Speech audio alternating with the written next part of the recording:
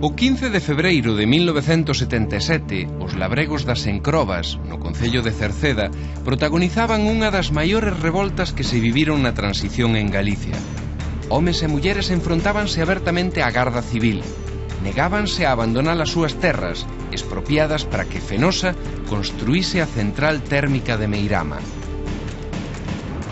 Naquelas terras expropiadas, érguese desde hai 30 anos a central térmica de Meirama. Para producir electricidade, as súas chemineas botan ao aire o 10% de todo o dióxido de carbono que se emite en Galicia. Digamos que Meirama pode ser un exemplo dos custos sociais e ambientais que tivo para Galicia a instalación de certas industrias. Pero a industrialización tamén tivo os seus beneficios. Diso imos falar neste capítulo, dos custos e dos beneficios que tiveron para Galicia a forza modernizadora das máquinas e a industrialización.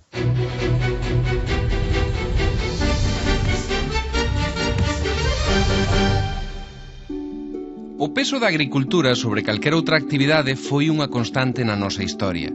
Pero nin o mundo urbano nin o rural foron alleos á actividade artesanal manufactureira. No século XVIII, unha de cada 3 familias galegas realizaba algunha actividade deste tipo, como fiado, tecido ou olería, con destino á venda. Había manufacturas dispersas no rural, ferrerías, canterías ou fabricantes de curtidos e olas. Pero, de todas elas, a máis importante foi a produción de liño. No século XVIII a industria téxtil de carácter doméstico era a máis destacada de Galicia e dáballe traballo a unhas 75.000 familias. Tratábase dunha ocupación auxiliar sobre todo das labregas. Realizábanse tecidos de liño non só para consumo propio, senón para vendelos fora, a Castela e a Andalucía. Aquí no Castelo de Vimianzo podemos ver como era todo o proceso da fabricación do liño. O caso é que o protagonista da nosa primeira historia, o Marqués de Sargadelos, conseguiu parte do seu capital grazas ao comercio do liño. Cos cartos conseguidos con ese comercio, construiu os que serían os primeiros altos fornos de España, que lle deron fama e riqueza e que despois derivaron na industria da louza que chegou ata os nosos días.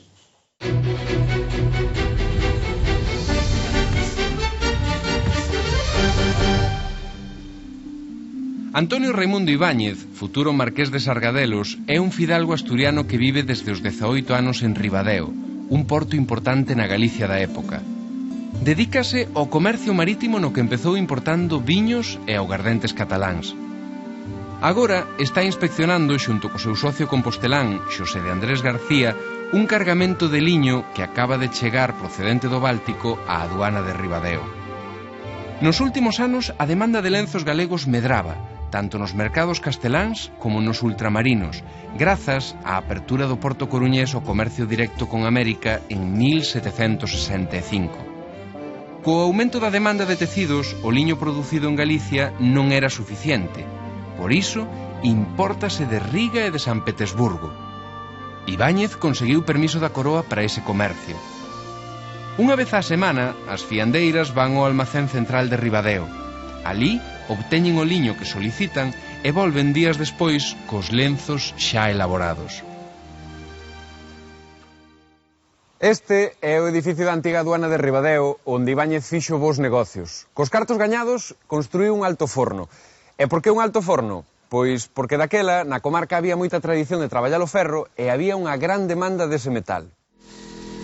As ferrerías tradicionais concentrábanse nas áreas montañosas de Ourense e Lugo, zonas próximas ás vetas de ferro e a grandes bosques necesarios para fabricar carbón vexetal que serviría de combustible. Tamén necesitaban auga de ríos como forza para mover os enormes martelos de fundición.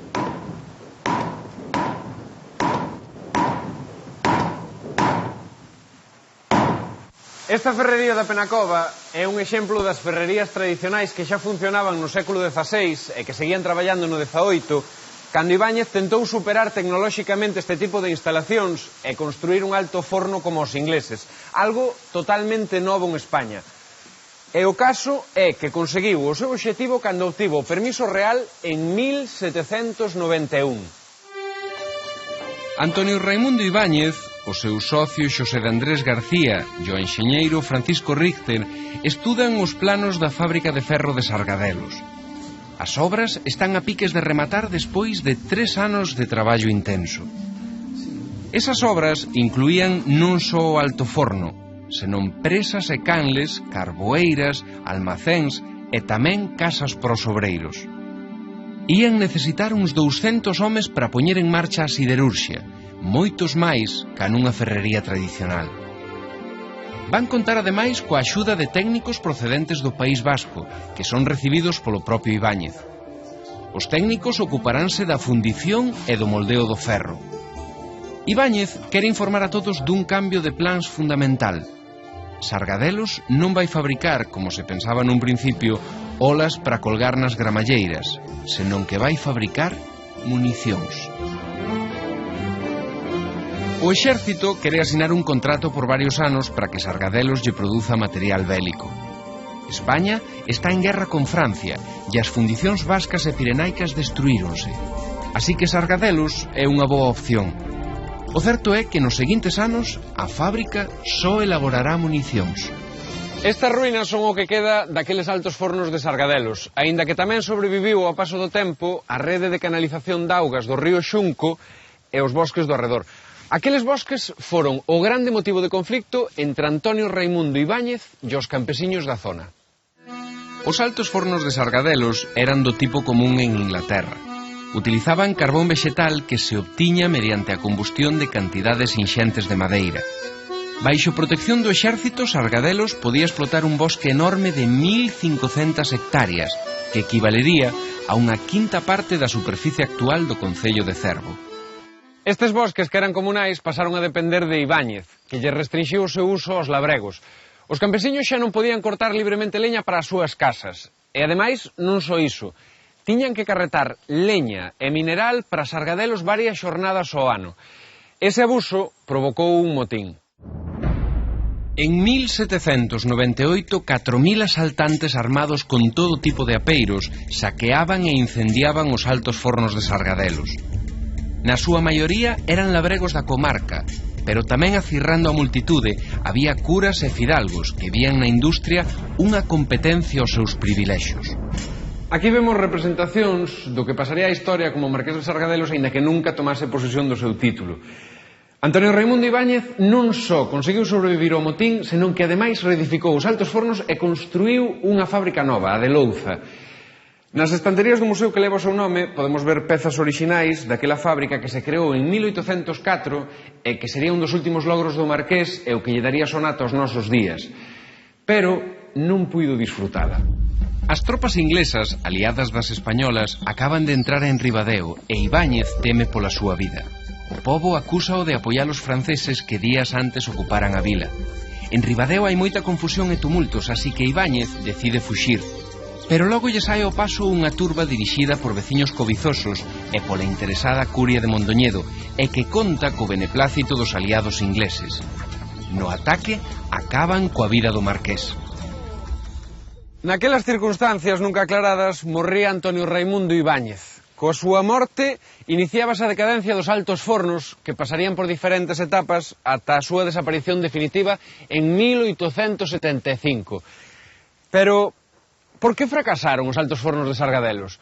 E por que aquela industria pioneira non se estendeu por toda Galicia? Básicamente porque non había suficiente materia prima. Non había ferro dabondo para unha gran siderurxia. Unha fábrica como a de Sargadelos consumía ao principio unhas 4.000 toneladas ao ano. Pero se quería medrar necesitaba bastante máis. E os xacementos da zona non eran tan ricos. De feito, en Galicia si había xacementos de ferro importantes coñecidos desde a antigüidade. Pero o certo é que os nosos veciños asturianos e os vascos tiñan reservas meirandes, uns de carbón e outros de ferro. A fábrica de Louza, igual que a siderurxia, pechaba en 1875, pero grazas ao traballo de homes como Luís Seoane ou Isaac Díaz Pardo, o proxecto de Sargadelos renacía en 1968. Esta nova fábrica de cerámica situouse moi preto da antiga. Hoxe, a cerámica de Sargadelos e os seus deseños perviven como un símbolo da identidade cultural do noso país. Empezábamos esta primeira historia contando como se fixo rico o Marqués de Sargadelos en parte grazas á industria do liño, pero que pasou con esta industria? A manufactura do liño foi barrida pola do algodón. Teas inglesas e belgas elaboradas en fábricas invadiron os mercados españois e desaloxaron os lenzos galegos menos competitivos ao tempo que se perdía o mercado colonial. E a partir de 1840, as teas de algodón catalás acabaron por afundir o sector. De todos os xeitos, houve algunhas iniciativas no sector téxtil en Galicia durante o século XIX. É o caso desta fábrica de tecidos de algodón en Xuvia, que se inaugurou en 1878, que pasou por diferentes etapas e que perviviu ata a actualidade. Pero, en realidade, a industria máis importante de Galicia no século XIX non tivo nada que ver nin cos lenzos, nin co ferro.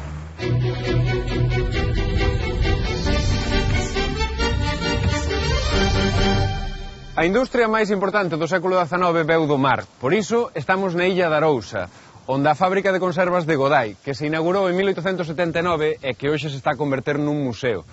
Polas súas dimensións e polos cambios que introduciu supuxo un punto de inflexión na historia da industria en Galicia. Por exemplo, empregou as máquinas de vapor.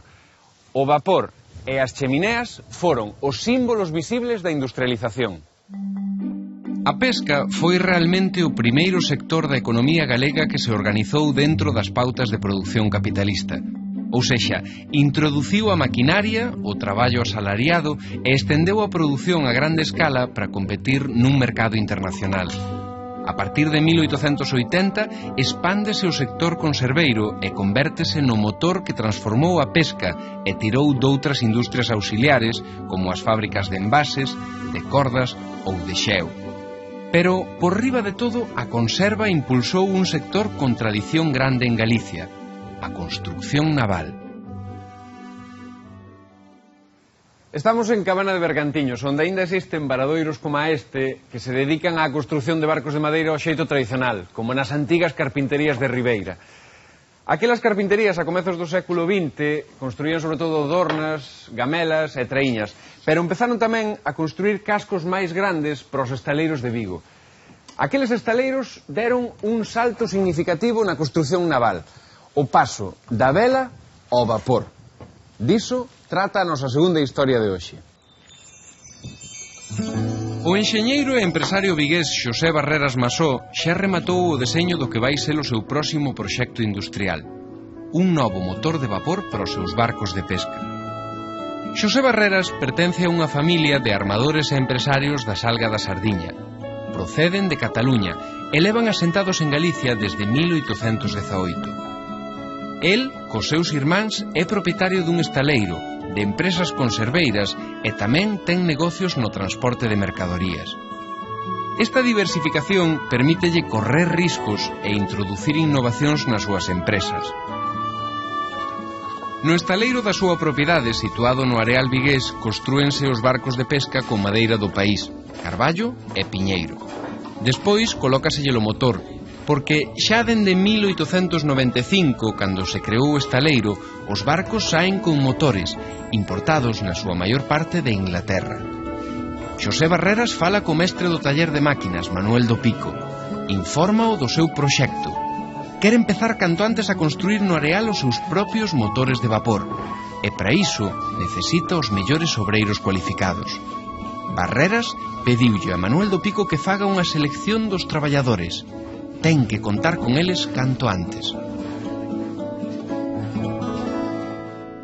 Aqueles estaleiros, igual que as fábricas de conserva e as industrias auxiliares, precisaban moita man de obra.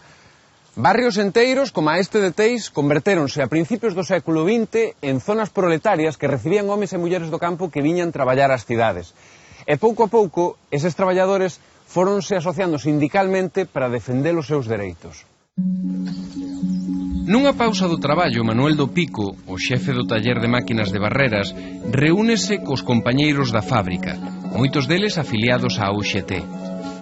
Preocúpalles a mellora das condicións salariais, conseguir o descanso dominical, vacacións pagadas e, sobre todo, lograr a xornada laboral de 8 horas. Eles traballan máis de 10 horas diarias. Pero, en concreto, agora están moi preocupados pola fabricación dos motores novos de vapor. Temen que haxa accidentes laborais como sucedía coa construcción das caldeiras, xa que algunhas estoupaban. Por iso, queren que o xefe de taller lle transmita esa preocupación a Xosé Barreras. A altura de 1920, só estaban empregadas na industria 61.000 persoas, un 7% da poboación activa, fronte aos case 700.000 ocupados no agro e na pesca, o que representaba o 93% dos traballadores. O proletariado concentrábase na Coruña, onde radicaba a maior fábrica por número de empregados, a de tabacos. En Ferrol, co seu arsenal militar que lle daba traballo a case 2.000 obreiros na construcción naval. E Vigo, onde estaban instaladas as principais fábricas de conserva e os estaleiros privados. Ata finais do século XIX non se espallan as asociacións obreiras vinculadas ao anarquismo ou ao socialismo. De todos os xeitos, a etapa máis activa do movemento obreiro en Galicia non se viviría ata a Segunda República. Sería precisamente en 1935 cando a folga no sector metalúrxico mantivo paralizada Barreras durante máis de 3 semanas. Despois implantaríase a xornada laboral de 44 horas semanais e outras medidas, pero todo isto sucedía anos despois da historia que estábamos a contar. Así que volvamos a 1908 e vexamos que pasou con Manuel do Pico e con Xosé Barreras. O xefe do taller de máquinas, Manuel do Pico, tal como quedara, informa o patrón dos homes máis preparados para fabricar os novos motores de vapor. Pero tamén lle fala da preocupación e dos medos dos obreiros por posibles accidentes laborais. Xosé Barreras asegúralle que el mesmo e outros enxeñeiros de confianza supervisarán a fabricación das novas máquinas. O taller debe estar tranquilo. Haberá máis traballo e empregaránse máis homes. Pero na construcción naval as melloras non chegarían ata moitos anos despois. Aínda así, o desenvolvemento do novo motor saíu adiante. Estamos a bordo do Idria II, o único barco de vapor en funcionamento en Galicia. O seu casco é dos anos 60, restaurárono e agora está destinado a funcións turísticas e de promoción cultural. A máquina do Idria é semellante ás que saían dos estaleiros de Barreras a comezos do século XX. Estes motores dabanlle vida aos vapores chamados tipo Vigo, que tiveron un éxito extraordinario. Os barcos de vapor fabricados por Barreras medían de 14 a 24 metros de eslora. Eran barcos rápidos e cun moi bo navegar. Por iso se espallaron por todo o litoral galego e español. Dos primeiros estaleiros de Barreras no areal saíron entre 1892 e 1918 nada menos que 400 vapores. Despois, os estaleiros trasladáronse ás novas instalacións de Coia. Alí, a partir de 1927, comezaron a fabricarse os cascos dos barcos en aceiro. Hoxe en día, este estaleiro de Barreras segue sendo un referente na construción naval do noso país, e aquí seguense facendo barcos como a este. Pero, recapitulemos. Vimos xa que os estaleiros, as conserveiras e as industrias auxiliares foron o motor da industria en Galicia. A pesar destes éxitos, Galicia seguía sendo a comezos do século XX unha zona escasamente industrializada. Pero houbo un sector ao que non chegamos con atraso, o da electricidade.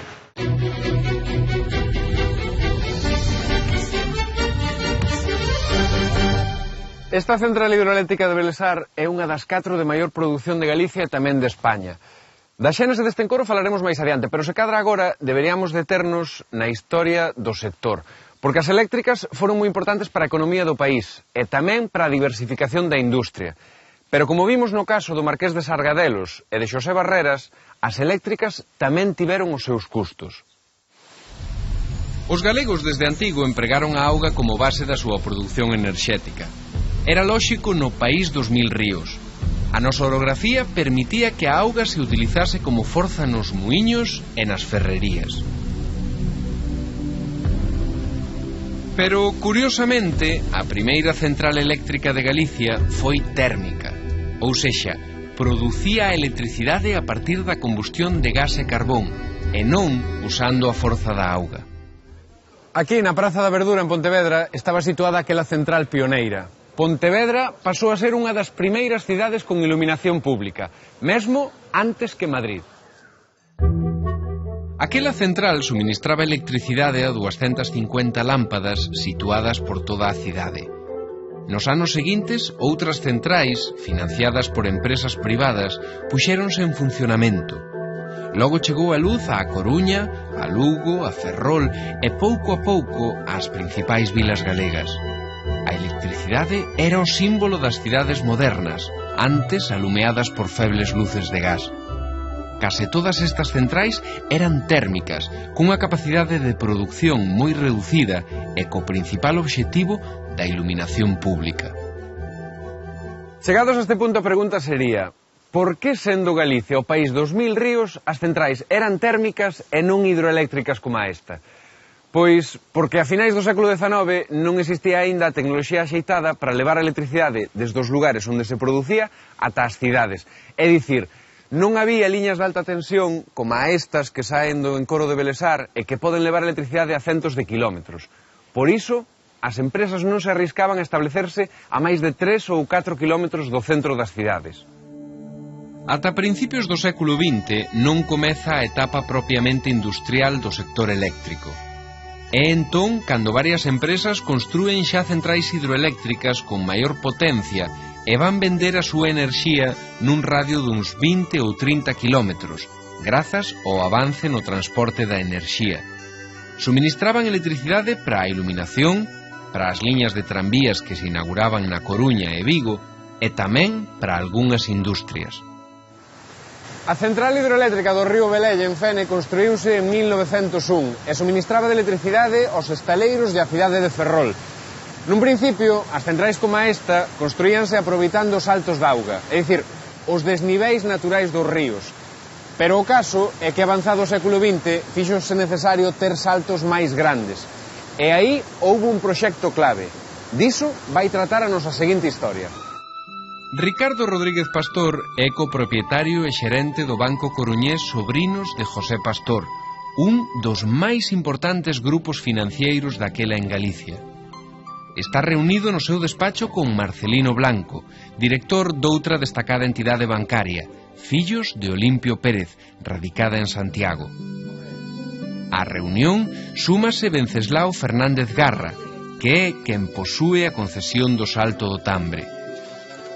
Os tres teñen intereses comuns.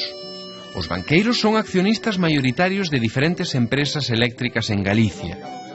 Saben que cada vez hai máis demanda de electricidade, sobre todo por parte das industrias da Coruña e de Vigo. Pero tamén saben que para cubrir esa demanda necesítase a construcción dunha gran central. E isto pode ser un bo negocio, pero custa moitos cartos. Así que é necesario unir recursos.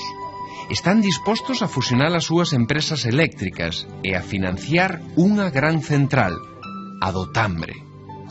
Esta central será a maior de Galicia. A construcción do Salto do Tambre provocou o maior proceso de concentración empresarial ata daquela. Os distintos grupos eléctricos participados por bancos fusionáronse na Sociedade Xeral Galega de Electricidade, que en 1930 controlaba o 76% da electricidade vendida en Galicia. Esta sociedade foi o xermolo da futura Fenosa, que impulsara Pedro Barría de la Maza. Estamos onde a central hidroeléctrica do Tambre, preto da desembocadura deste río, no concello de Noia.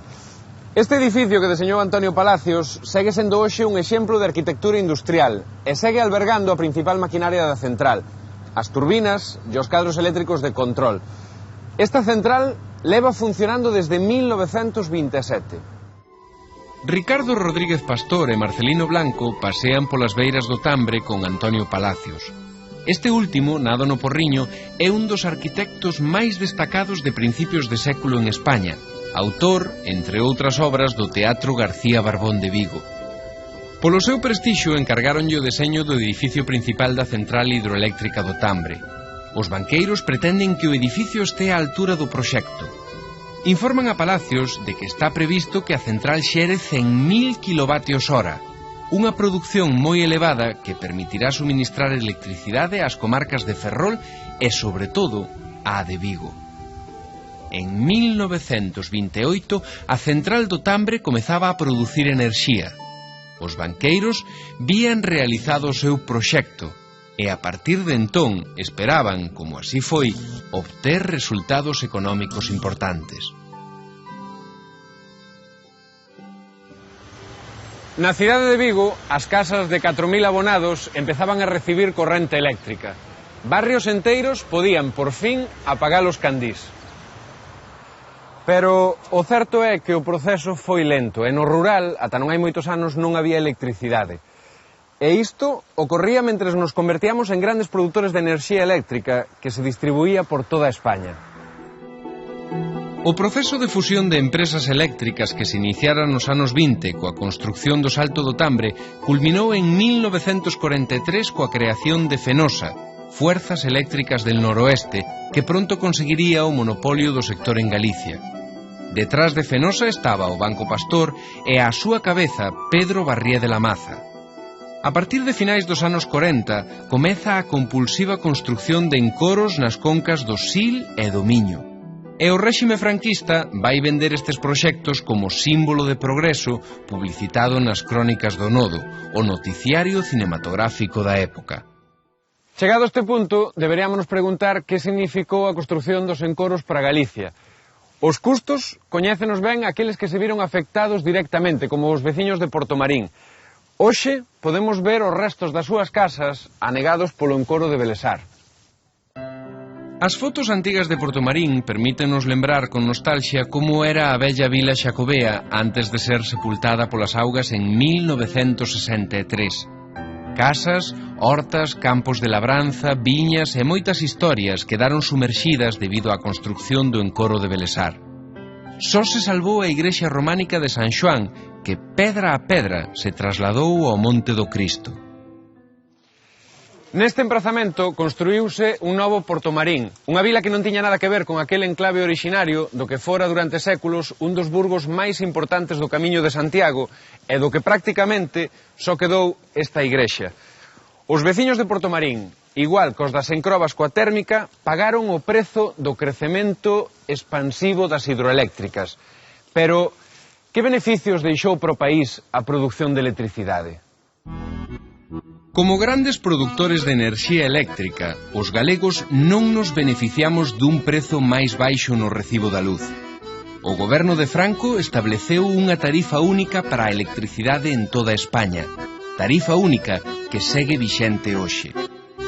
Non obstante, nos anos 50 e 60, algunhas empresas importantes como Citroën, Grafitos Eléctricos do Noroeste ou Aluminios de Galicia viñeron a asentarse aquí, entre outras cousas porque había abundancia de electricidade.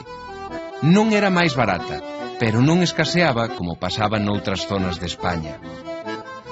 Hoxe, cos prezos do petróleo polas nubes, son moitos os discursos que presentan as enerxías alternativas nas que Galicia ten importantes potencialidades como unha panacea. Tamén hai voces que alertan de que detrás de algún destes discursos agóchanse intereses de grandes empresas que non sempre coinciden cos dos galegos. Neste capítulo falamos da industria en Galicia, de algúns proxectos fracasados e doutros exitosos. Falamos tamén dos avances e dos custos que tivo o progreso para o noso país. Percorremos tres historias con tres protagonistas curiosos. O ferro da terra para os altos fornos, o lume para o motor de vapor e a auga para as centrais hidroeléctricas. Os antigos falaban dos 4 elementos da natureza, faltanos un, o aire. Virá polo vento o futuro da industria e da enerxía en Galicia?